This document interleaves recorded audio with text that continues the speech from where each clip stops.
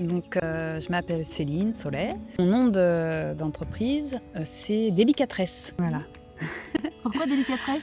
Parce qu'en fait, j'aime bien tresser des petites choses, c'est délicat. C'est un peu les filles qui m'ont le groupe, qui m'a inspiré ça. Enfin, elles m'ont renvoyé ça de moi, en fait, que j'aimais bien. Des fleurs, des petites choses, un peu délicates, quoi.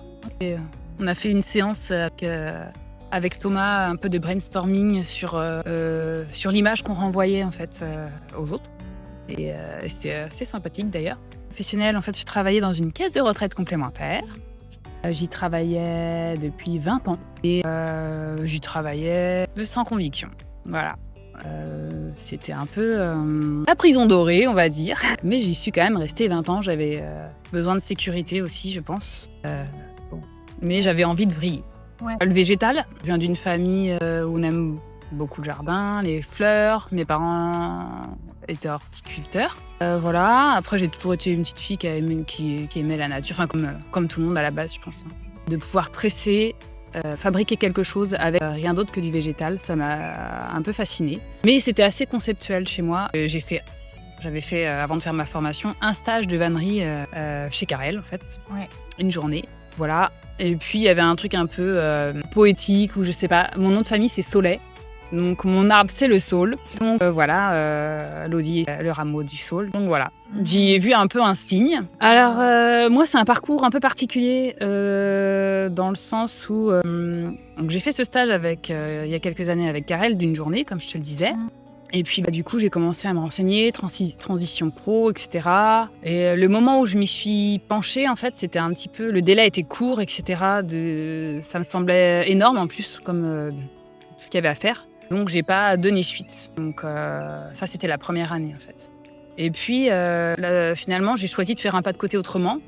J'ai pris un congé sabbatique. Et je vois passer... alors que j'étais encore en train de penser à la vannerie, etc., je vois passer un mail de Carrel, parce que j'étais abonnée à sa newsletter, qui m'indique qu'il y a un désistement et qu'il y a une place qui se libère pour commencer 3 semaines plus tard, tu vois.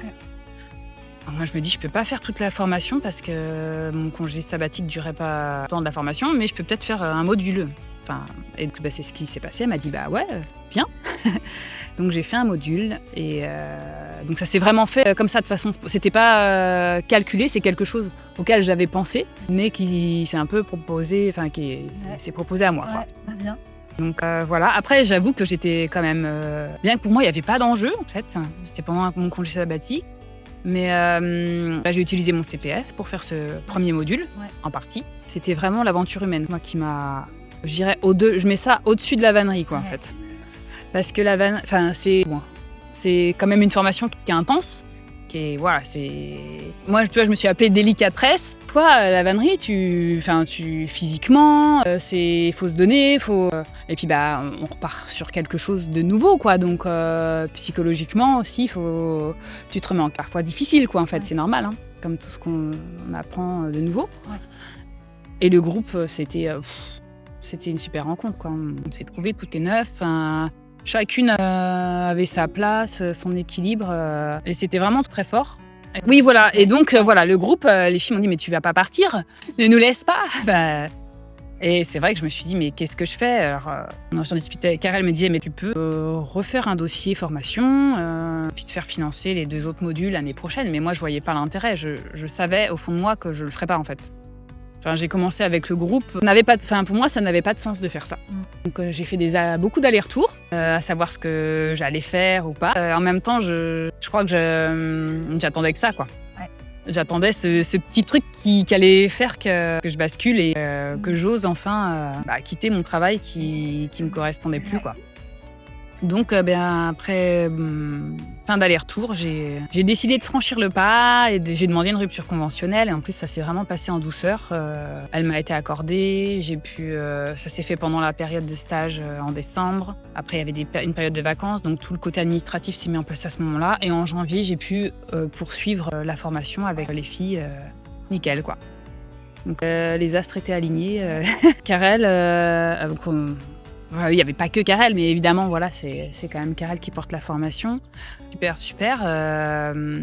Elle s'adapte à chacune d'entre nous. Comme je te le disais encore une fois, il y a aussi le groupe, quoi. C'était bien fait dans la mesure où on avait à la fois de la pratique, de la théorie. Bon, cette année, ils font plus de pratique et je trouve que c'est bien aussi, hein. Mais moi, je partais de zéro, quoi. J'avais l'impression de prendre un train en route, donc la théorie, c'était pas mal aussi. Ouais, et j'ai beaucoup aimé aussi qu'elle nous raconte son parcours, au-delà du côté technique, tu vois.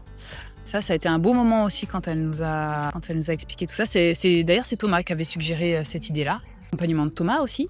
Donc d'un point de vue technique, oui, il y avait Karel, il y avait Christophe. C'était très sympa aussi la semaine qu'on a passée avec Christophe. Ouais. On trouvait que c'était, même si on est tout un peu fan de Karel, mais c'est toujours intéressant de voir une autre méthode, une autre énergie. Donc voilà. Ce qui était chouette aussi, c'est d'avoir des projets aussi comme de mise en pratique, organiser un atelier. Même si des fois, on avait l'impression qu'on nous laissait un peu carte blanche, quoi, et que ça nous faisait un peu peur. Mais au final, c'est ce qui a fait aussi qu'on a soutenu encore plus dans ces moments-là au niveau du groupe et qu'on a trouvé des solutions en fait. Et puis, il y avait aussi le projet de l'aménagement du rond-point avec la mairie. Et c'était à chaque fois, et c'est ce que je me suis dit à chaque fois, il ne faut pas qu'on l'oublie ça. Ces deux projets, c'est à la fois les ateliers et ce projet-là, c'est ce qui venait réveiller des choses en nous. Ouais, on n'est pas assez accompagnés. Et en fait, avec du recul, c'était génial, quoi. Parce qu'on était à la hauteur et en fait, c'est qu'on n'avait pas confiance en nous, en fait, tout simplement. Mais on en était plus que capable, quoi. Du coup, je viens de créer ma structure. Je fais des petits ateliers. Là, j'ai changé de ville, donc voilà, je commence à me faire mon petit réseau. Je vais intégrer une boutique d'artisans là à partir du 1er avril. Mais j'ai l'impression en tout cas, avec cette formation, de mieux. J'ai pris des risques, on va dire, et de mieux savoir qui je suis. Enfin, en tout cas, c'est en cours. Vas-y. Non, lance-toi. D'ailleurs, j'ai eu quelqu'un en stage. J'ai fait un stage individuel, et du coup, cette personne justement voulait intégrer la formation. Et voilà, c'est des super rencontres. C'est un moment pour toi aussi, pour peut-être te reconnecter à tes envies. Pour faire un pas de côté aussi par rapport à son quotidien et se tester des fois on est un peu en pilote auto et là ça permet de reprendre le temps, de se reconnecter à soi. Même si c'est pas toujours... Personne n'a dit que c'était facile. Voilà, mais ça permet ça.